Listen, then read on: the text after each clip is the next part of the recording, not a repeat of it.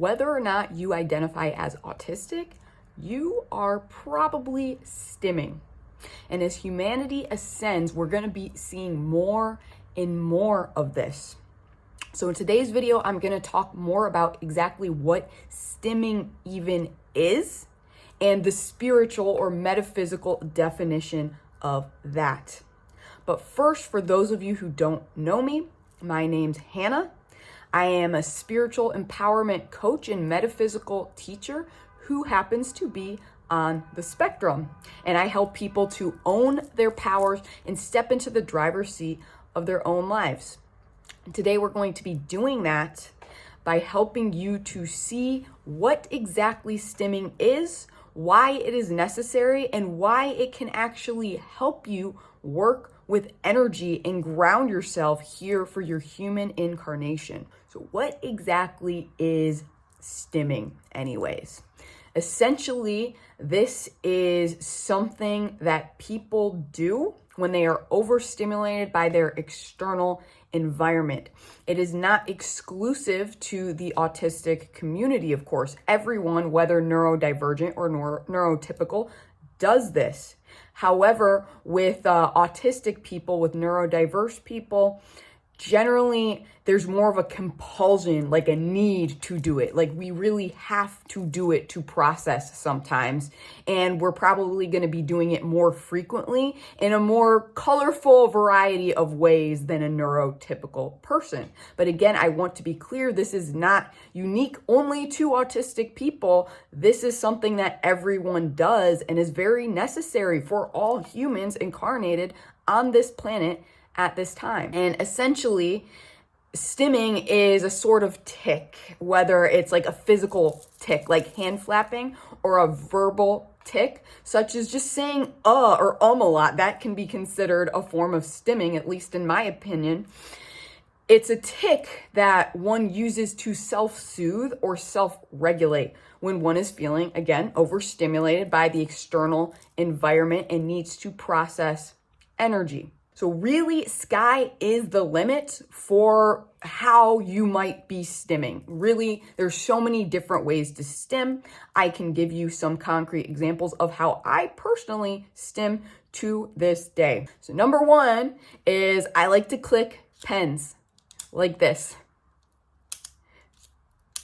This got me into trouble as a kid a lot. In school, I would do this. And as you can tell, if you're not the one doing the stimming, it gets really annoying, right? It gets really annoying. So I got in trouble a lot for doing that. But that was a way that I stimmed and that I still do stim. But now I'm able to do it, in my private office space where there's no one around to be annoyed by it. But this is something that many autistic people struggle with, is when they're trying to stim, it's annoying to other people, or it makes other people uncomfortable. So then they're shamed into not doing that stim, and that can be really hurtful to the autistic person because we really need to do it. We really need to stim somehow. Another way, a more socially acceptable stim that I do and have always done is bouncing my leg when I'm usually just sitting at a desk, I would say. So right now, as I film this video, I am bouncing my leg. When I work with clients one-to-one, I'm bouncing my leg. Growing up, going to school, I was always bouncing my leg in class. This is a typical form of stimming. Another form of stimming that you may see me personally doing, if you've ever had a one-to-one session with me, if you've ever gotten a quantum healing session with me in particular, or a past life regression, or gone through one of my live guided meditations, if you happen to open your eyes during the meditation, or you happen to watch the replay, you might notice that while I'm guiding you through these things, I'm doing weird shit with my hands. I'm doing the weirdest shit with my hands. This is actually a form of channeling, and there is a spiritual meaning behind this, a very magical meaning behind this, but I'll get more into that later. This is also just a form of stimming, to be completely honest. So another common stim that I am guilty as charged of doing is pacing, like obsessive pacing. Particularly me and my brother and my dad all do this when we're on the phone. It's like we have to be pacing back and forth when we're talking to someone on the phone, and it's just necessary.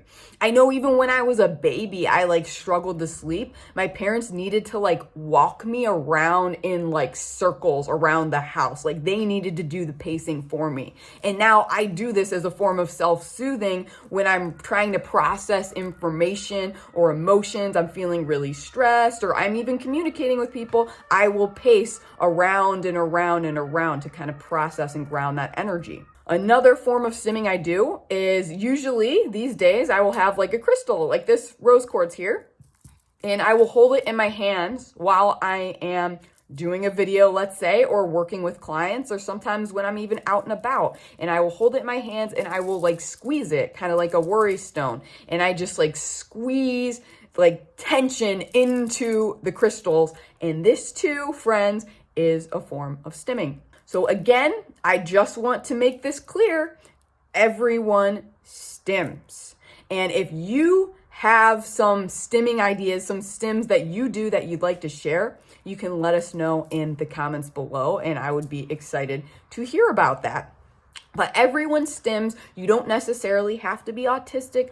Of course, we find it maybe more necessary than a neurotypical person does, and the way in which we stim can vary widely, and it's more likely to come off as weird and make other people uncomfortable when they're having to like watch us do the stim. So all of that being said, what are the 4 reasons that we stim? So these are really like the spiritual, or even you could say scientific reasons why a person must stim. 1 is that we are transmuting energy when we stim.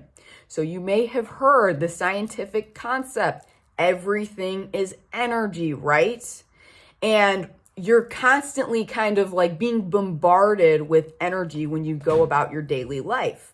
And if you're like an autistic person, you're a highly sensitive person, you're an empath, you're even more sensitive to these energies from the environment, and you're more likely to like absorb these energies into your body.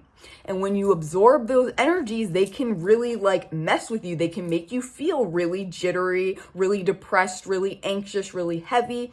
You got to discharge that energy in some way, and stimming is a means to do that. Stimming literally allows you to take lower frequency energies and transmute it instantly into higher frequency energy.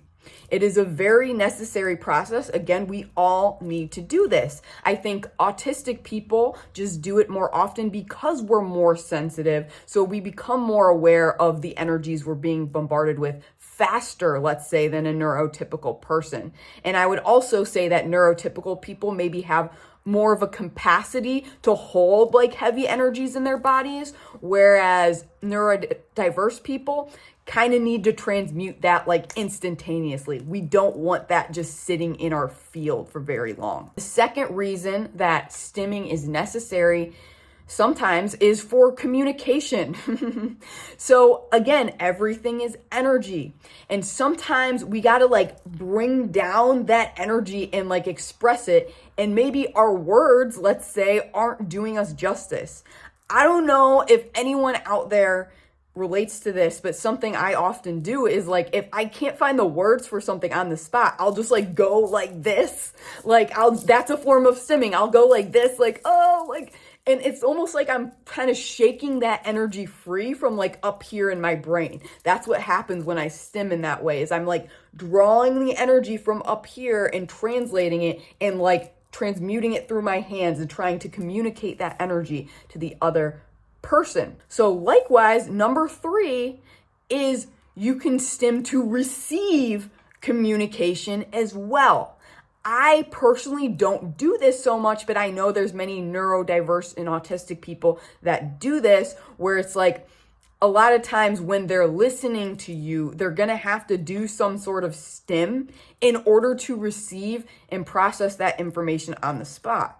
It's not like they're not listening to you. It's like they literally need it to receive that information. It's like if they don't do some physical thing or some verbal thing, they're not receiving it. That kind of like opens the door for them to receive that information. And then it allows them to move that energy, that information through their bodies so that they can better process it and respond to you accordingly. And so finally, fourth, the coolest one, and the one I touched on earlier when I talked about when I'm doing my healing sessions, for example, and I'm playing with my hands, is channeling. We stim to channel. Like literally, that is what stimming is, as well as we are channeling energy. And so if you've heard of light language, in my opinion, light language is a form of stimming. When you do the like auditory verbal light language, that's a form of stimming. You are channeling energy from these higher realms into a verbal form that doesn't really make sense to this realm, right? Same for me, I don't really do the verbal light language so much right now, but I do a lot of almost like sign language, like physical light language with my hands. So that's what I'm doing when I do my healing sessions for people, is I'm channeling energy, light language through my hands. I literally feel it when I'm doing it. Like I'm bringing it up. I'm bringing it down from the higher realms into my body and then like sending it to the people that I'm working with through my hands. So really everything is energy. And stimming is a very natural way to work with, ground, and process energy. And it's also a really great way to actually start developing and tapping into your own psychic abilities. So all this is to say, what exactly is stimming in a metaphysical sense? What is the metaphysical or spiritual definition of stimming?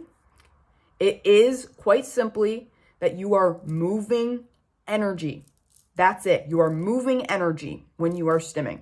Know that you are not weird for stimming. I can't stress enough. It is so natural to stim. And I feel like a part of the autistic neurodivergent mission here is to teach neurotypical people how to work with energy in that way. But if you are feeling like you're a weirdo for stimming, you're feeling isolated on your journey, like no one really understands you, I would encourage you to join my private community, the House of the Spirit Dragon. You can find a link below.